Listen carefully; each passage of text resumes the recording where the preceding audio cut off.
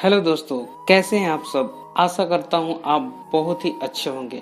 तो दोस्तों, हमेशा की तरह आज फिर से लेकर आया हूं एक बहुत ही अच्छी और सीख देने वाली कहानी, जिस कहानी का शीर्षक है मेहनत का फल।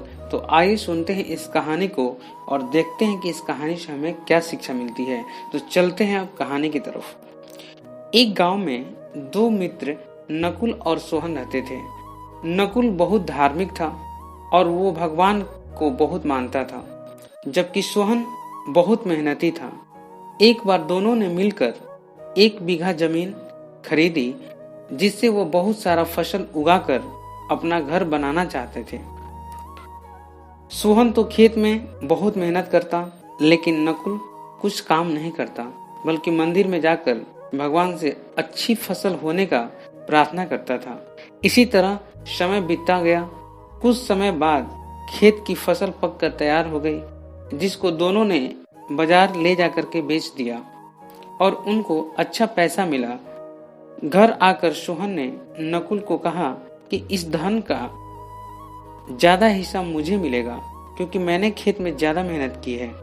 यह बात सुनकर नकुल बोला, नहीं, धन का ज्यादा हिस्सा मुझे मिलना चाहिए, क्योंकि मैंने भगवान से इसकी प्रार्थना की, तभी हमको अच्छी फसल हुई। भगवान के बिना कुछ संभव नहीं है। जब वह दोनों इस बात को आपस में नहीं सुलझा सके, तो धन के बंटवारे के लिए दोनों ने गांव के मुखिया के पास पहुंचे। मुखिया ने दोनों की सारी बातें सुने और उसको सुन करके उन दोनों को एक एक बोरा चावल दे दिया, जिसमें कंकड़ मिले हुए थे। मुखिया ने कहा कि कल सुबह तक तुम दोनों को इसमें से चावल और कंकड़ अलग करके लाना है, तब मैं निर्णय करूंगा कि इस धन का ज्यादा हिस्से किसे मिलना चाहिए। दोनों चावल की बोरी लेकर अपने घर चले गए। सोहन ने रात भर जग कर चावल और कंकड़ को अलग किया, लेकिन नकुल चावल की बोरी को ले जाकर के मंदिर में बैठ गया और भगवान से चावल में कंकड़ अलग करने की प्रार्थना करने लगा। अगले दिन सुबह हुई। सोहन जितने चावल और कंकड़ अलग कर सका था, उसको ले जाकर के मुखिया के पास रख दिया, जिसे देखकर मुखिया खुश हुआ। नकुल वैसी की वैसी बोरी को ले जाकर के मुखिया के पास रख दिया। मुखिया ने नकुल को कहा कि दिखाओ तुमने कितने चावल साफ किए हैं। नकुल ने कहा कि मुझे भगवान पर पूरा भरोसा है कि सारे चावल साफ हो गए होंगे। जब बोरी को खोला गया तो चावल और कंकड़ वैसे की वैसे ही थे। जमींदार ने नकुल को कहा कि भगवान भी तभी मदद करता है जब तुम भी मदद करना चाहते हो। जमींदार ने धन की ज्यादा हिस्सा सोहन को दे दिया। इसके बाद नकुल को यह बात समझ में आ गई।